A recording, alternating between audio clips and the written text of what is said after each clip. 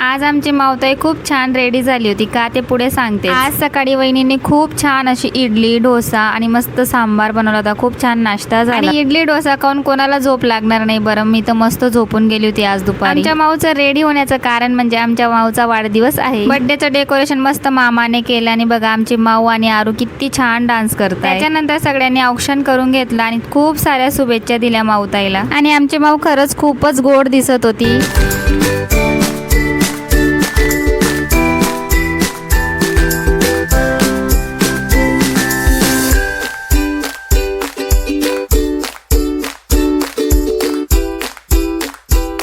वाढदिवस झाल्या पटकन सगळ्यांनी जेवण केलं कारण माझ्या आई वडिलांना आणि दीदीला माऊला नियाला सगळ्यांना गावाला जायचं होतं। दीदी सासरी जाते आणि आई पप्पांचं लग्न आहे कोणाचं तरी त्याच्यासाठी जात आहेत ते गावी। आणि दीदीला 1 वर्ष झाला होता भावाच्या घरी यायला। म्हणजे माऊचा मागचा वाढदिवस आम्ही इथंच सेलिब्रेट केला होता आणि हा वाढदिवस सुद्धा आम्ही इथंच सेलिब्रेट केला। मागचा वाढदिवस करून लगेच ती गावाला निघाली होती आणि हा वाढदिवस करून सुद्धा ती लगेच गावाला निघाली। म्हणजे कंप्लीट 1 वर्षानंतर ती आलेली होती आणि मी नाही गेली बरं का गावाला कारण की आमच्या आरुताईला आता मला सांभाळायचं आहे। ती माझ्याकडे राहील की नाही हे मला टेन्शन आलंय कारण की आजी आजोबांची खूपच लाडली। एवढे दिवस कुठं निघून गेले समजलंच नाही आणि 15 दिवस झाले आणि वाटलंच नाही की आम्ही 15 दिवस सोबत राहिलो। माऊची जायची अजिबात इच्छा नव्हती कारण चिराग इशू इथंच होते आणि ते राहिल्यावर माऊला खूप आवडतं राहायला। पण तिचा भाऊ निहाल पण तिच्या शिवाय राहत नाही म्हणून तिला जावं लागलं। आणि बघा आमच्या या मॅडमांनी गाडीत पण जागा सांभाळून घेतली आजी आजोबांकडे की ते जात आहे तर मी पण जाईल असं म्हणून तीही गाडीत बसून त्यांच्यासोबत गेली अर्ध्या रस्त्यापर्यंत। मग आम्ही त्यांना बाय बाय केलं आणि चॅनलवर नवीन असतील तर चॅनलला नक्की सबस्क्राईब करा। Thank you so much for watching. Bye.